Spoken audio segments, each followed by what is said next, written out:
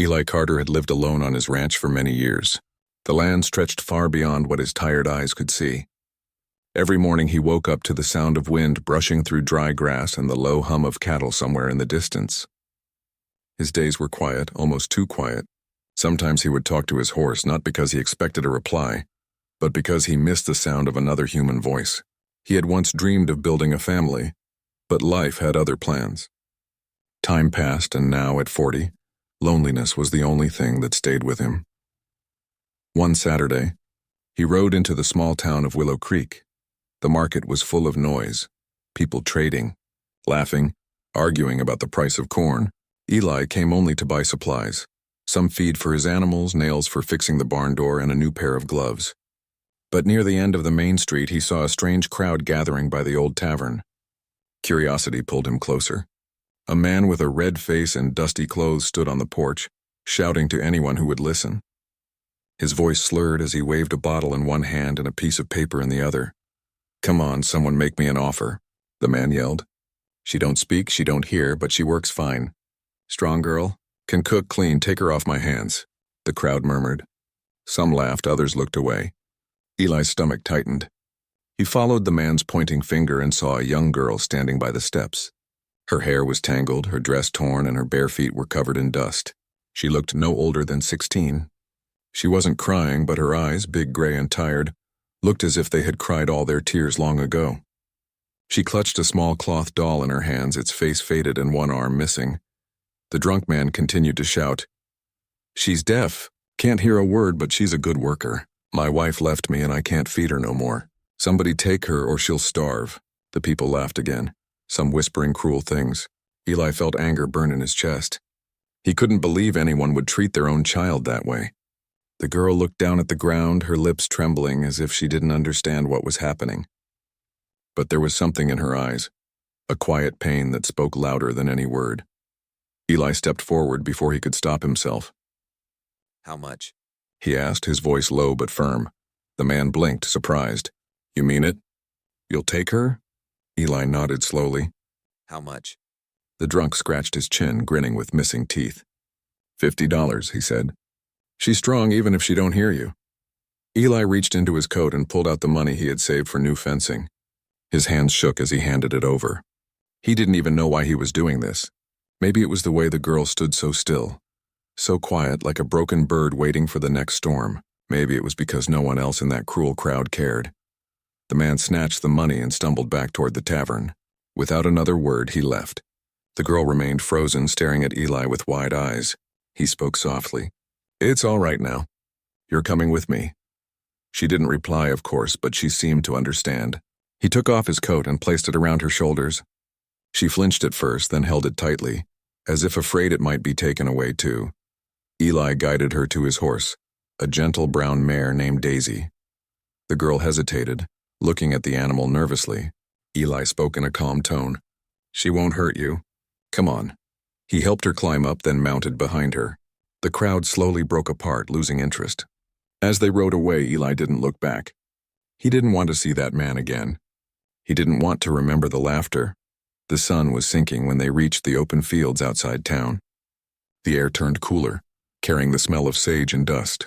The girl sat quietly, her head leaning slightly against Eli's arm. He didn't know her name. She hadn't said a single word. But every now and then, she looked up at the horizon as if trying to catch the sound of the wind. There was a strange calm about her, even after everything she'd been through. When they reached the ranch, the sky was turning pink and gold. The wooden fences cast long shadows across the grass. The animals stirred, curious about the strangers. Eli helped her down and pointed toward the small cabin near the barn. "This is home," he said softly. "You can rest here. You're safe." She nodded faintly, clutching the little doll again. Inside the cabin, Eli lit the old lantern. The girl looked around carefully, studying every soundless movement. She noticed the fire crackling, though she couldn't hear it. She noticed the light, the warmth, and maybe for the first time in years, a place that didn't feel dangerous. Eli poured her a cup of water and placed it on the table. She looked unsure, then mouthed a quiet "thank you," though no sound came out. Eli smiled, realizing she had manners no one had ever seen. He found a small folded note tucked into the pocket of her dress. The paper was old and wrinkled, but the words were clear. Her name is Clara. It was written in a woman's careful handwriting, maybe her mother's. Eli felt something shift in his chest when he read it. Clara. It suited her. He whispered the name softly, even though she couldn't hear. Clara, you'll be all right now. That night, Eli couldn't sleep. He sat by the window, listening to the night sounds of crickets and the soft moos of cattle. Every now and then he heard a faint creak from the small room he had given her. He imagined her lying awake, holding that doll, wondering if he was another man who would hurt her. He hoped she would soon realize she was safe.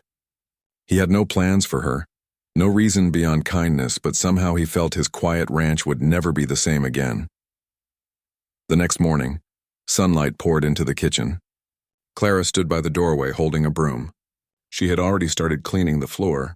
Eli watched her silently for a while. She moved gently, like she was afraid of making mistakes. When he walked closer, she looked up quickly, as if startled. He smiled and pointed toward the table where breakfast was ready, fresh eggs and warm bread. She hesitated, then nodded and sat down. He spoke slowly, pointing to the food. Eat. You need it. She seemed to understand his gestures and smiled a little, the first real smile he had seen. Days turned into weeks. Eli began talking more, even if she couldn't hear him. He told her about the horses, the cows, the long winters. He told her how he once dreamed of a family, and how silence had filled the ranch since his parents passed away. He didn't know if she understood any of it, but somehow it felt good to speak again. Clara listened with her eyes, always watching his lips, always gentle and quiet. When he worked in the barn, she followed and tried to help. When he chopped wood, she carried small pieces to the pile without being asked. She never complained, never frowned. Her silence began to feel like peace instead of emptiness. But sometimes, when the wind blew hard and whistled through the cracks, Eli caught her pressing her hands over her ears. It puzzled him. He thought she couldn't hear. Maybe it was only habit, he told himself. Still, deep inside, a small question started growing. Maybe this girl wasn't as deaf as everyone thought. One evening, as the sun melted into the hills, Eli sat on his porch and played his harmonica. It was a tune he had learned from his father, a soft melody that reminded him of home. When he finished, he noticed Clara standing near the fence. She was facing the sunset, her eyes closed. For a moment, it looked like she was listening. Her lips moved slightly as if she could feel the rhythm. Then she opened her eyes and looked at him with something he couldn't explain, something between surprise and longing. He said nothing, but he knew at that moment that this quiet girl had secrets no one had cared to uncover. That night, as the stars came out and silence wrapped around the ranch once again, Eli Carter realized that maybe fate had brought Clara to him not just to save her, but to bring sound back into both of their lives in a way neither of them yet understood. The days passed quietly on Eli Carter's ranch, and life began to find a new rhythm. The morning started early, with the sky painted in soft pink and gold.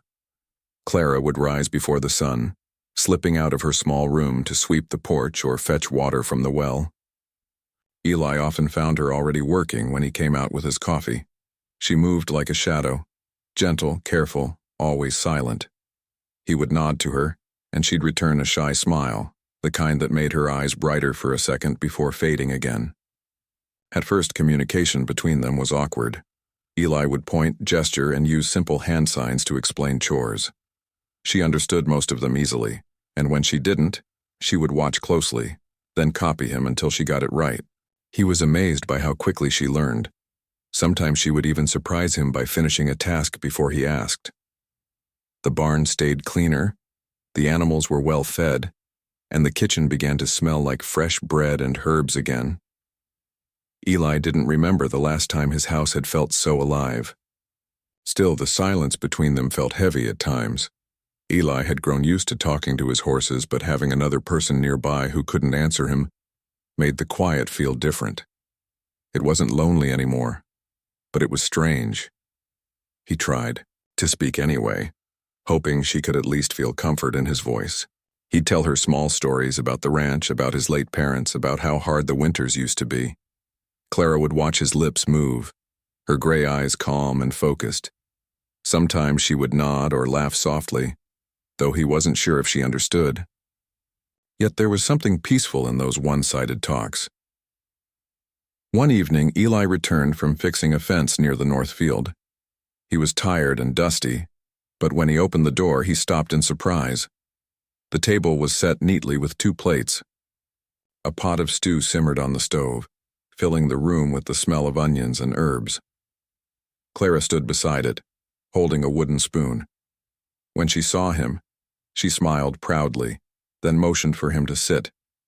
Eli did as she asked, and she served him carefully. He tasted the food and blinked. It was good, better than anything he'd cooked in months. "You made this?" he asked, pointing to the pot. She nodded eagerly. "It's perfect," he said, smiling. She couldn't hear the words, but she saw the gratitude in his face. That night they shared their first quiet dinner, both of them smiling more than they had in a long time. As weeks turned into months, Clara began to open up in her own way. She had a gentle kindness about her, especially toward the animals. The old dog, Rusty, who usually barked at strangers, followed her everywhere now. The horses seemed calmer when she brushed them. Even the chickens, usually jumpy, let her collect eggs without fuss. Eli noticed how the animals responded to her touch. She had a softness that didn't need words. Sometimes when Eli watched her work, he caught himself smiling without realizing it. The ranch had stopped feeling empty. One Sunday afternoon, Eli decided to teach her a few simple signs. He had seen a book once about hand gestures used by people who couldn't hear. He drew small pictures on scraps of paper and showed her how to use them. First, he pointed to himself and tapped his chest. "Eli," he said clearly. Then he pointed to her, raising his eyebrows. She looked shy for a moment, then traced the letters CLARA in the air with her finger. Eli nodded approvingly. "Clara," he repeated. Her face lit up like sunlight. From that day they practiced more signs together, words like water, horse, food, good, bad.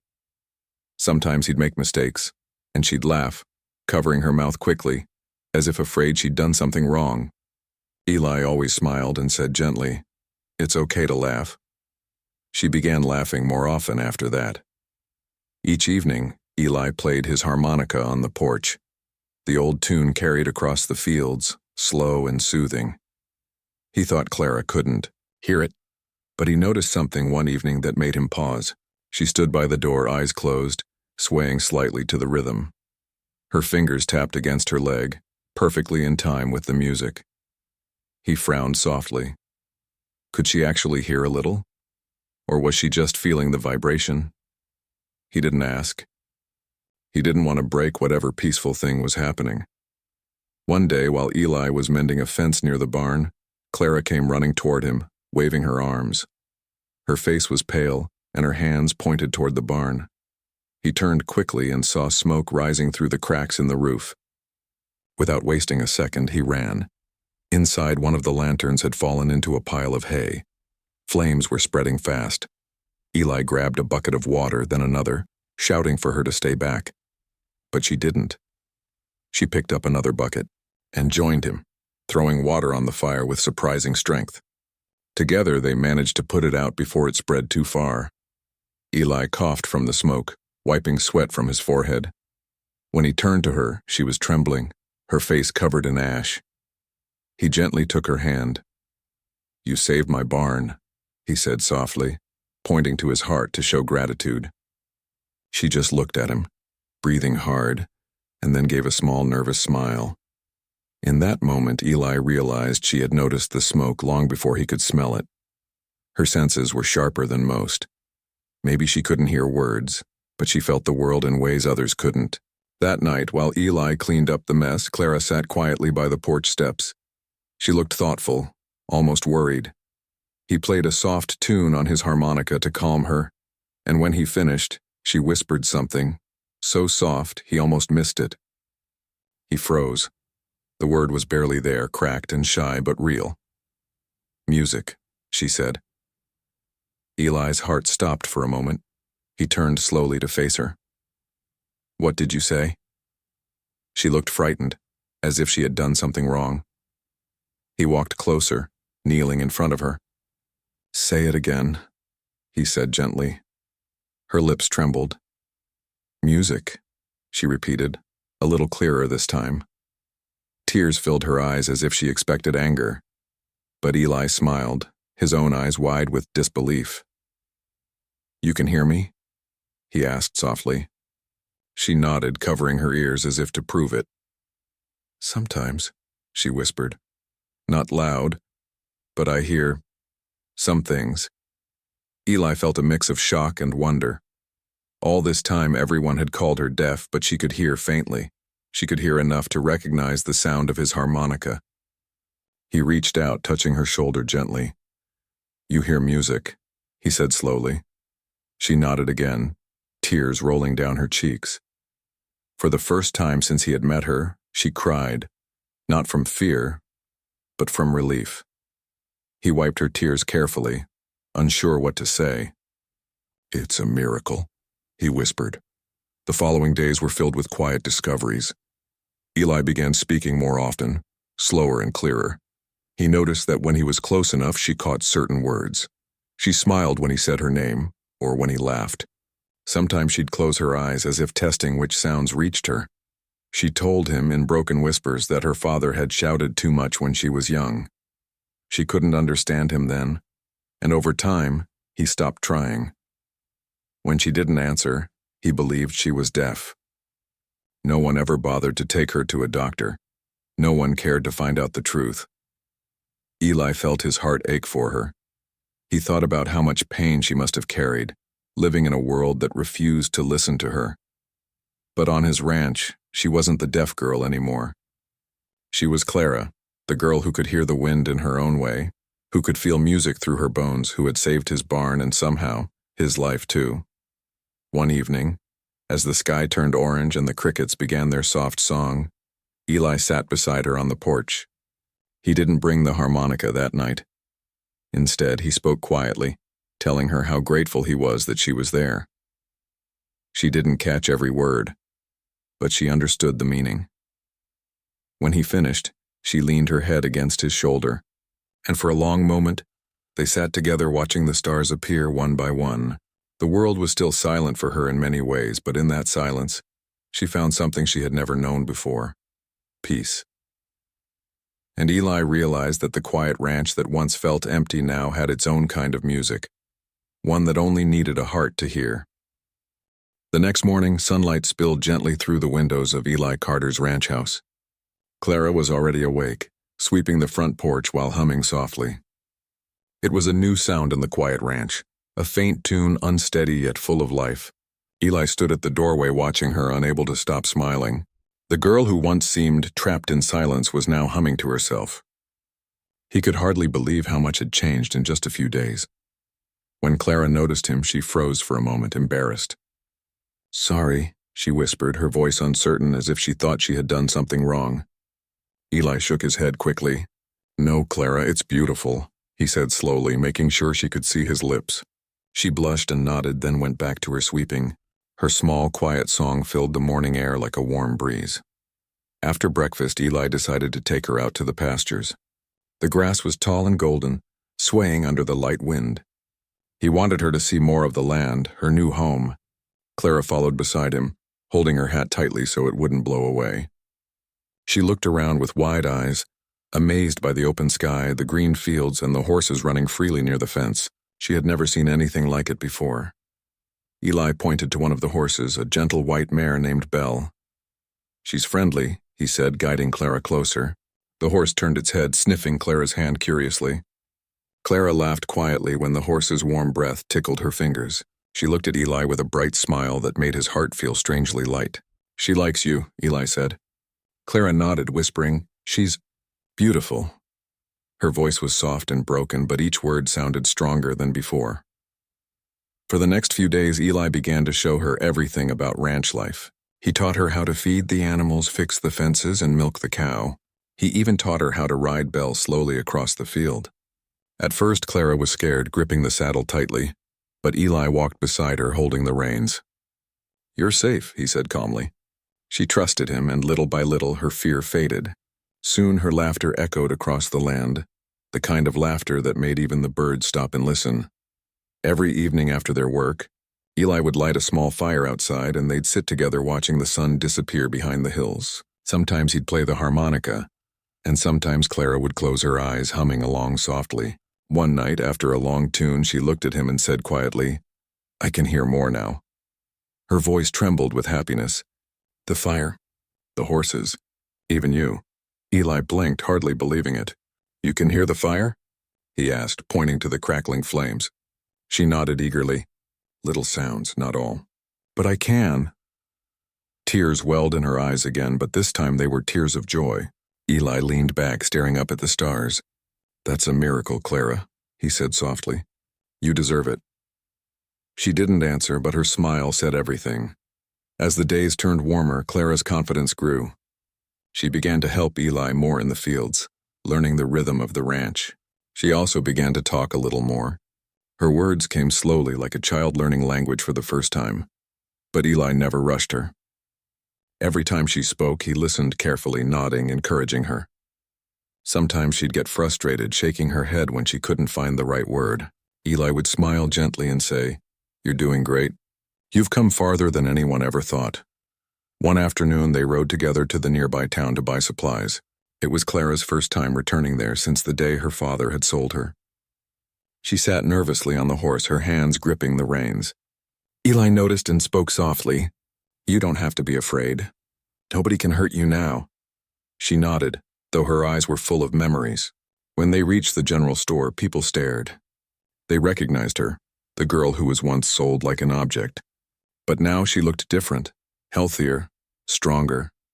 Her clothes were clean, her hair brushed neatly, her eyes bright. Whispers spread quickly. Some said she was lucky the rancher had taken her in. Others looked ashamed, remembering how they had laughed that day. Eli ignored them all. He bought flour, sugar, and a new pair of shoes for Clara. When she tried them on, her face glowed with surprise. "For me?" she asked quietly. Eli nodded. "For you." She pressed her hands together and smiled so wide that even the storekeeper's wife wiped her eyes. As they rode back, the sky began to darken with clouds. A sudden storm rolled in and rain poured heavily. Eli shouted, "Hold on!" But his voice was lost in the wind. They hurried back, drenched by the time they reached the ranch. Laughing breathlessly, Clara ran inside, dripping water everywhere. Eli followed, shaking his head. They both burst out laughing, the sound echoing through the small cabin. It was the first time Eli had laughed like that in years. Later that night, Clara sneezed softly and rubbed her ears. Eli frowned. "You all right?" he asked. She nodded, but he noticed a faint pain in her face. "Earache?" he guessed. She touched her ear and nodded again. "Hurts. Sometimes." Eli felt a pang of worry. He remembered how the doctor in town had once mentioned that untreated illness could affect hearing. Maybe something could still be done. The next morning he decided to take her to the doctor, even though the town was far. Clara looked frightened when she realized where they were going. "No, doctor," she said weakly, shaking her head. Eli knelt beside her. "It's all right, Clara. He's a good man. He'll help you." The doctor examined her carefully, using gentle words and calm hands. After some time, he smiled at Eli. "She's not deaf," the doctor said. "Her hearing is weak, but it can improve with care. The problem started years ago. Maybe from an infection that was never treated, but it's not too late." Eli's chest filled with relief. "She can get better?" he asked. "Yes," the doctor nodded. "With proper treatment and time, she'll hear more." When Clara heard those words, tears streamed down her face. She reached for Eli's hand, squeezing it tightly. "Thank you," she whispered. It was the clearest he had ever heard her voice. The doctor gave her medicine and instructions, and they rode home under the soft afternoon sun. Clara sat behind him on the horse, resting her head gently against his back. The silence between them was no longer heavy. It was peaceful, filled with hope. In the following weeks, Eli made sure she took her medicine every day. Slowly, Clara began to react to more sounds. The wind in the grass, the neigh of horses, the creak of the barn door. One morning, when Eli called her name from across the yard, she turned around instantly. "You heard me?" he asked in surprise. She smiled and nodded. "I heard," she said softly. From that day on, the ranch felt like a new place. There was laughter, music, and the sound of two voices learning to share a life. Clara started singing short tunes, sometimes out of tune but full of joy.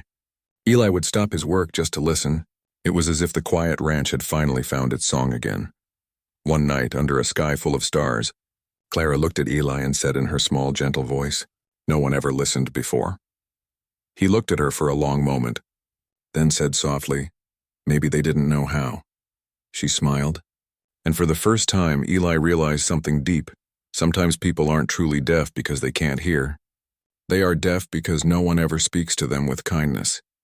That night, as the wind whispered through the fields and the moonlight touched the hills, Eli played his harmonica again. But this time he wasn't playing for himself. He was playing for Clara, the girl who once lived in silence but had finally learned to hear the world again. And beside him she hummed along, their sounds blending softly under the wide-open sky, a promise that no one on that ranch would ever live in silence again. The days at the ranch moved slowly after the doctor's visit, but they carried a quiet happiness that both Eli and Clara could feel. The sun rose early each morning, painting the land gold, and Clara woke with a soft smile every day. She could hear more now, faint sounds that once meant nothing to her. The rustle of the trees, the gentle neigh of horses, the bark of Rusty when he chased chickens around the barn. Each sound felt like a new piece of life returning to her world. Eli watched her closely from the porch as she fed the animals or hung clothes on the line. She had changed so much since the day he found her. Her shoulders no longer slumped with fear. Her steps had a rhythm, her hands moved with purpose. Sometimes she would hum as she worked, a tune that came from her heart. Eli had seen many seasons pass over his ranch, but none had ever felt so alive.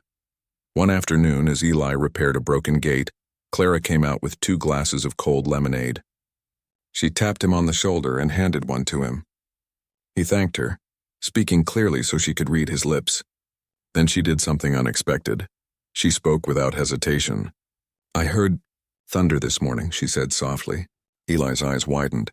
You did? He asked. She nodded proudly. Far away. But I heard it.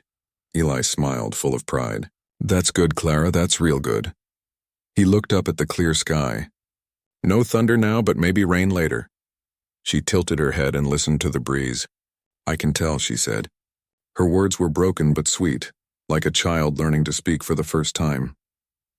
Later that day, dark clouds rolled in. Thunder echoed again, louder this time, and rain started to pour. Eli ran to pull the horses into the barn. Clara followed, not afraid like before. She helped him tie the ropes and calm the frightened animals. When a loud crack of thunder shook the sky, she covered her ears but smiled instead of crying. It's loud, she said, her voice trembling with both fear and amazement. Eli laughed softly. That's nature saying hello. She giggled, and the sound warmed his heart even more than the fire waiting back in the cabin. That evening, after the rain stopped, the air smelled fresh and clean. They sat near the fire, drying their clothes and drinking warm tea. Clara stared into the flames, deep in thought. Eli noticed her face grow serious. Something on your mind? He asked gently. She took a breath and said quietly, I remember my mother. Eli leaned forward, listening carefully. It was the first time she had ever spoken about her past. What do you remember? He asked softly. Her eyes glistened as she looked down at her hands. She used to sing soft songs. When I was little, I could hear her then. I think so. Her voice broke a little. She was kind, always smiling. When she got sick, I couldn't hear her well. After she died, everything went quiet. Eli felt his throat tighten. He didn't speak. He just let her continue. My father. He changed, he shouted. I didn't answer. He thought I didn't care. A tear slid down her cheek. He stopped talking to me, stopped looking at me. When I tried to speak, he told me to be quiet. I thought maybe I really was broken. Eli reached out and gently placed his hand over hers. You were never broken, Clara, he said. You were just unheard. She looked up at him, surprised by his words.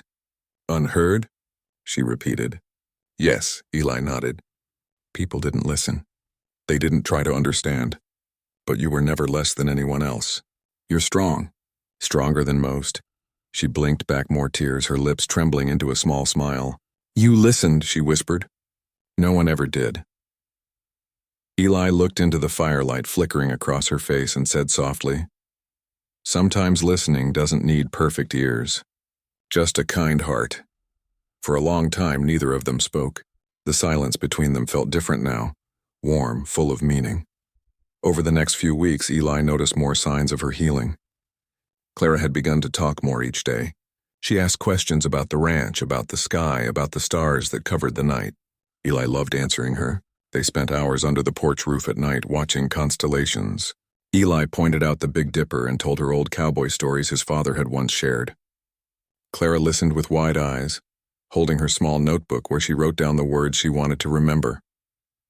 One evening, she showed him the notebook shyly. "I write," she said proudly.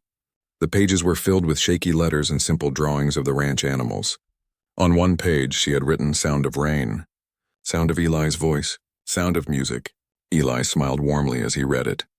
"You're doing real good, Clara," he said. She looked away bashfully. "I still make mistakes." "We all do," he replied gently. "That's how we learn, but not every day was easy. Sometimes her ear pain returned, or she'd grow frustrated when she couldn't catch every word. One afternoon, while Eli was teaching her how to count the horses, she misunderstood and got flustered. "I can't," she said angrily, her voice shaking. "It's too hard." She turned away, tears in her eyes. Eli walked over, his tone calm and kind. "You can," he said softly. "You already came so far." She looked at him helplessly. "Why do you help me so much?" she asked. Eli hesitated, then smiled faintly. "Because someone should have helped you long ago," he said. "Because you deserve to be happy." Clara stared at him, her eyes wide with emotion. She didn't say anything, but the way she looked at him said more than words could. A few days later, a letter arrived at the ranch from the town. It was from the doctor. He wrote to check on Clara's progress and suggested bringing her back for another visit. Eli told her about it, and she agreed, though she seemed nervous again. When they reached the doctor's small clinic, he was pleased to see them. "Well, Clara," he said kindly, "you look much better."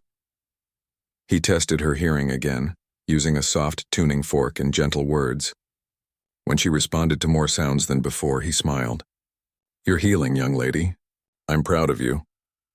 Eli thanked him, and as they were leaving, the doctor placed a hand on Eli's shoulder.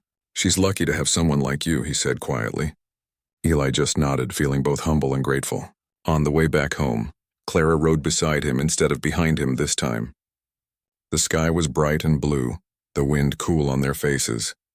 "Doctor said I'm better," she said proudly. "Yes, he did," Eli replied. "You should be proud." She smiled and said softly, "You too." That night, Clara cooked dinner herself, a simple meal of stew and bread, and insisted Eli sit while she served it. She wore a clean white dress he had bought for her a few weeks earlier, and her hair was tied neatly with a ribbon. Eli couldn't help but notice how grown and graceful she had become. She moved with quiet confidence, no longer the frightened girl he had met at the auction. After dinner, she went to the small shelf where his harmonica rested and held it out to him. "Play," she said gently. He smiled and began to play a slow tune, one that always made her eyes soften. This time, though, something magical happened.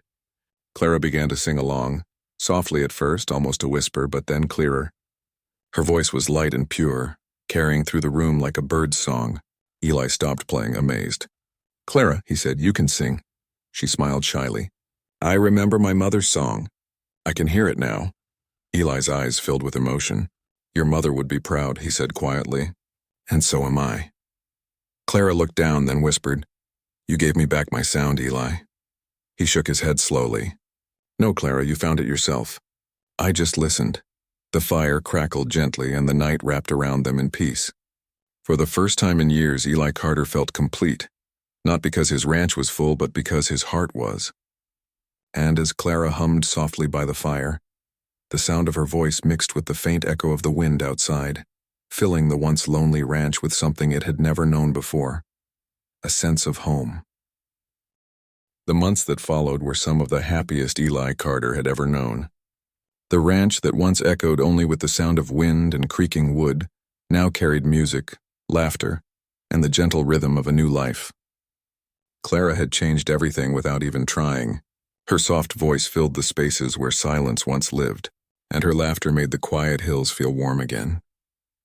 Each morning, Eli woke up to the faint sound of Clara singing while she swept the porch or fed the chickens. It was never loud or perfect, but it was real.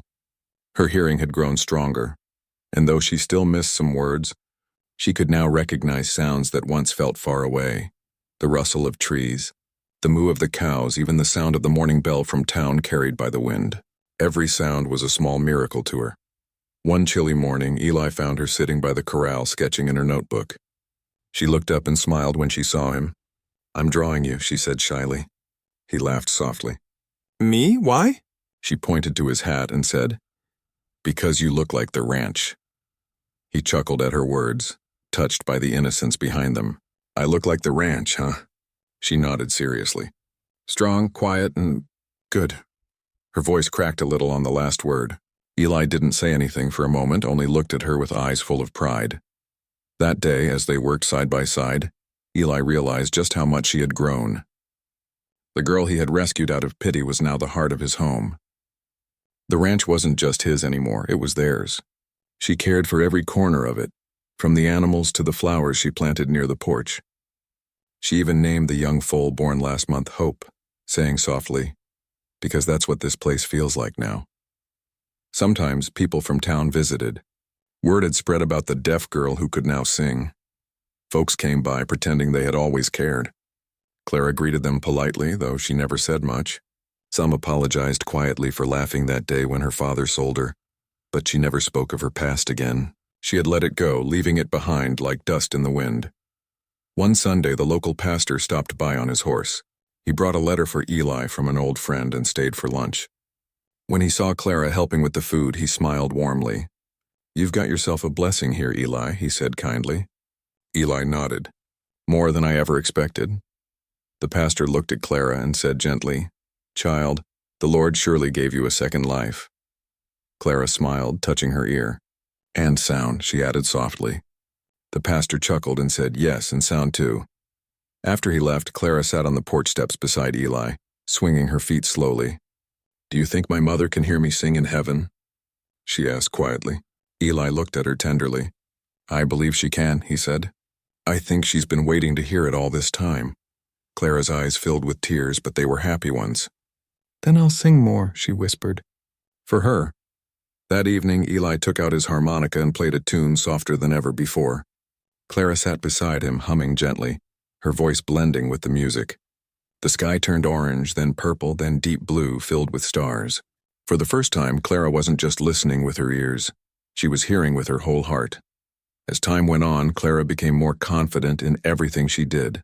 She learned to write longer sentences and began keeping a small diary. Sometimes Eli caught her writing late at night by lamplight, her head bent over the paper, her lips moving as she practiced words. She told him she was writing her story, not for pity, but so she would never forget how far she had come. One night she read him a few lines. Her handwriting was uneven, but her words were full of meaning. "Once I lived in silence. Then someone listened and I began to hear. The world is not quiet anymore, it sings." Eli's eyes grew misty as she read. "You've got a gift, Clara," he said softly. She smiled, shaking her head. "No, you gave me one." Winter came soon after, bringing snow that blanketed the ranch in white. The air grew cold, and Clara would often sit by the fire, wrapped in a blanket, humming to herself. Eli worried about her catching a chill, but she always said, "I'm warm enough." She began baking during the long days, filling the cabin with the smell of bread and cinnamon. Eli teased her that the ranch would start smelling better than the town bakery soon. One evening, as they watched the snow fall outside, Clara spoke again about her past. Not out of sadness, but reflection. "I used to think the world didn't want me," she said softly. "But maybe it was just waiting until I found where I belonged." Eli looked at her and said, "You belong here, Clara. You always did." She smiled, then leaned her head gently on his shoulder. The fire crackled and the room felt warm, peaceful and full of quiet understanding. For a long while neither spoke. They didn't need to. When spring returned, the ranch bloomed again with new life. The grass turned green. Wildflowers colored the hills and birds filled the sky with music. Clara stood outside one morning, her face lifted toward the breeze, her eyes closed as she listened. Eli watched her from the porch, realizing something beautiful. She wasn't just hearing the world now. She was part of it. That summer, something special happened. The town held a small fair for the first time in years. Eli suggested they go, but Clara hesitated. "People will look," she said quietly. "Let them," Eli replied kindly. "They'll see the strong woman you've become." After a moment, she nodded. At the fair, music played from a small stage. Children danced, people laughed, and the air was filled with joy. When a man with a guitar invited others to sing, Clara froze. Eli nudged her gently. "You should go," he said. She shook her head nervously.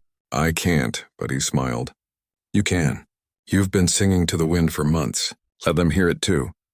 After a long pause, Clara took a deep breath and walked toward the small stage. The crowd fell quiet as she began to sing. Her voice trembled at first, then grew stronger with each note. It wasn't perfect, but it was pure, honest, and full of emotion. When she finished, the people clapped and cheered, some with tears in their eyes. Eli stood proudly among them, his hat pressed to his chest. Clara's face glowed as she looked at him. When they returned to the ranch that evening, she asked shyly, "Was I good?" Eli smiled and said, "You were beautiful." She laughed softly. "Beautiful sound?" He nodded. "And beautiful heart." Years later, people in the town still spoke of the girl who once couldn't hear but learned to sing. Clara's story became a quiet legend, a reminder of kindness, courage, and the power of being truly heard. She stayed on the ranch, helping Eli grow old gracefully. Together, they kept the land alive and full of peace. On warm evenings, they would still sit on the porch, the harmonica in Eli's hands and Clara humming beside him. The sunset always painted the same golden colors across the sky, and every time she looked at it, she whispered softly, "I can hear it," and Eli would smile knowing that she could, because what she was really hearing wasn't just the sound of the world, but the sound of love, faith, and a second chance at life. The once lonely rancher had given a lost girl a home, but she had given him something far greater in return, a reason to live again, and the music of the heart that would never fade. Even years later, when travelers passed by the old ranch, they swore they could still hear a harmonica drifting through the air, followed by a soft, gentle voice singing along with it, a song that never really ended, because it was born from kindness, hope, and the simple miracle of being heard.